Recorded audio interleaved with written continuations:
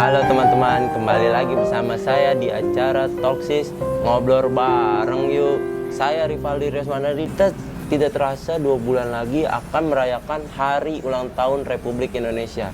Untuk itu, bicara-bicara hangat mengenai Hari Ulang Tahun Republik Indonesia dengan Purna Paskibraka 2016, yaitu Kak Amel. Halo Kak Amel. Halo. Gimana? Iya Kak Amel. Kalau saya boleh tahu nih, kan kita mau 17-an ya. Iya, Kalau untuk Paskibraka itu persiapannya sudah sampai mana sih? Kan yang saya tahu nih, Kak Amel kan juga pelatih dari Paskibraka. Iya, betul. Di tingkat kota itu persiapannya kayak gimana ya, Kak? Mungkin aku sharingnya berdasarkan wilayah aku ya gitu. Iya. Kan karena aku ngelatihnya di kota gitu ya. Betul. Karena Paskibraka itu kan ada 3 tingkatan gitu. Ada yang di kota, ada yang di provinsi, sama yang di nasional gitu. Kebetulan aku ngelatihnya itu yang di kota, di Jakarta Barat gitu. Baik. Nah, untuk tahapannya sekarang udah sampai mana? Sebenarnya kalau misalkan untuk Paskibraka, apalagi calon Paskibraka, Iya. itu udah dipersiapkan dari jauh-jauh hari. Baik. Biasanya itu dari awal tahun kita sudah mempersiapkan semuanya, mulai dari seleksi, itu udah mulai seleksi di tingkat kota itu dari bulan Februari sampai Maret, bisa juga sampai April. Jadi seleksinya juga bertahap, dari seleksi tingkat kota, provinsi, dan sampai nasional gitu. Nah, untuk di tingkat kota sendiri, Februari sampai April itu ada seleksi. Nah, seleksinya itu juga bertahap, ada seleksi yang secara resminya dan ada juga seleksi yang bisa dibilang seleksi alam gitu loh. Jadi mereka mengikuti latihan seperti seorang paskibraka. Nah, siapa mereka yang kuat, mereka akan bertahan. Tapi kalau mereka yang nggak kuat, pasti mereka udah akan mengundurkan diri gitu loh. Setelah itu nanti mereka akan diseleksi lagi untuk mengikuti seleksi di tingkat provinsi. Terus kalau mereka memang salah satu putra-putri terbaik di provinsinya, maka mereka akan dicalonkan menjadi calon paskibraka nasional. Nah, setelah itu biasanya setelah selesai melakukan seleksi di tingkat kota, setelah mendapatkan calon pasukan pengibar bendera pusaka, biasanya kita disebutnya tuh Capaska gitu. Baik. Nah, kalau udah terbentuk Capaska, itu udah langsung kita tuh membuat proses pelatihan gitu. Nah, latihan ini itu juga bertahap. Jadi kita semuanya diajarin dari nol. Makanya kenapa Paskibraka itu nggak cuman dari anak-anak yang ekskul Paskibra aja gitu, Kak. Jadi yang anak-anak SMA, anak-anak sekolah yang mau jadi Paskibraka di luar dari ekskul Paskibra itu juga bisa jadi Paskibraka. Karena bisa juga ya, Kak? Iya dong, karena kan diajarin dari nol banget gitu. Nah, latihan setelah menjadi Capaska itu tuh latihan PBB dulu. Jadi yang dasar-dasar dulu, 12 gerakan dasar namanya. Baik. Jadi dia cuman kayak hadap kanan, hadap kiri gitu aja. Itu pasti diajarin dari nol banget sih, dari gerakan dasar sampai gerakan berjalan gitu. Nah, abis itu gerakan dasar ini juga nggak cuman seminggu 2 minggu latihannya, tapi juga bisa 2 bulan kurang lebihnya gitu.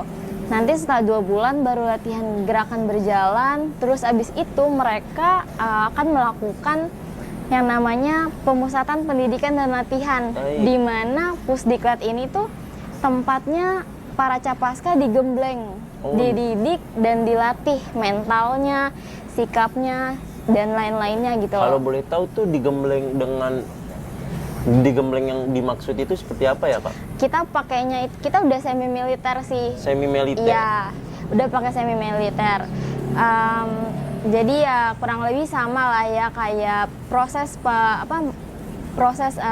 masuk seleksi ke polisian atau TNI gitu-gitu, kurang lebihnya sama. Berarti ada militer atau dari anggota yang mengajar langsung Paskibraka? Ada. Di tiap-tiap kota, provinsi, dan nasional pun pelatihnya pasti campur ya. Ada yang dilatih langsung sama seniornya, kakak seniornya gitu ya.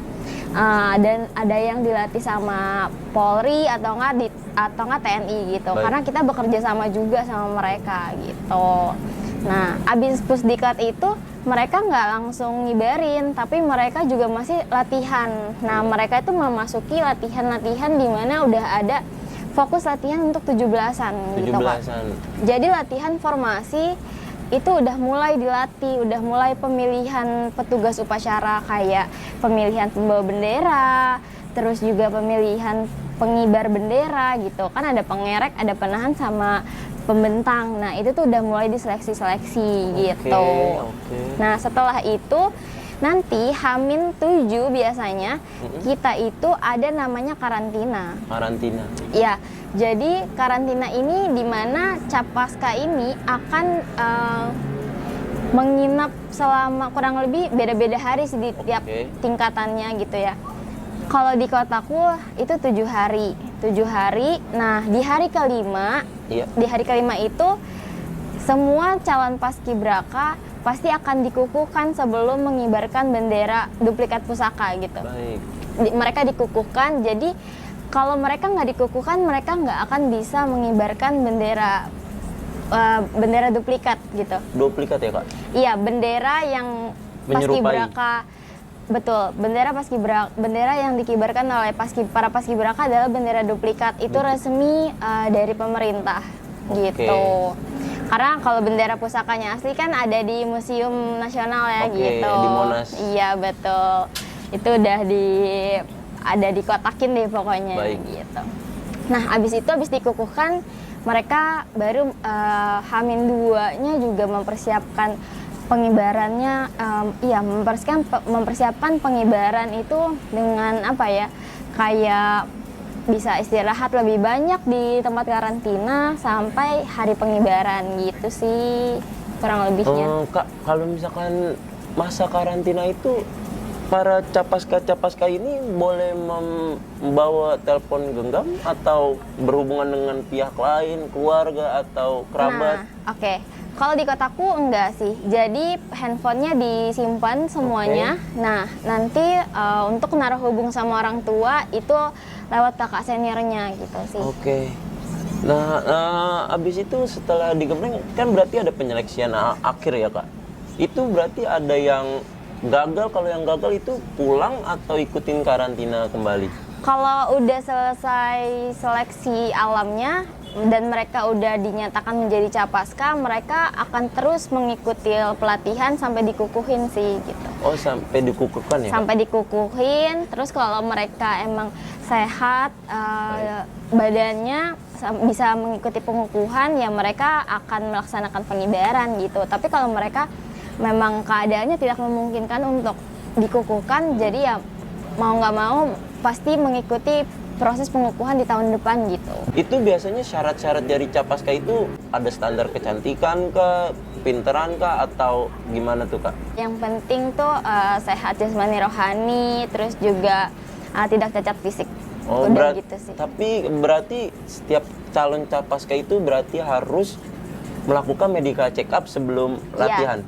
Itu wajib. Kalau Wajib. melakukan medical check up. Oke, Kak. Wah, ternyata seru banget ya cerita dari Kak Amel ini. Sangat informatif, sangat inspiratif untuk para calon capaska-capaska terbaik di kota. Jadi, baik Kak. Terima kasih atas informasinya. Sama-sama. Semoga dapat menghibur dan memberikan informasi untuk para penonton setia Talksis ini. Oke, untuk para penggemar, penonton setia Talksis, saya Rivaldi Reswanardi mengucapkan terima kasih untuk setia menonton di acara ini. Kita kembali Sabtu depan. See you, Talksis, ngobrol bareng yuk. Bye. Bye-bye.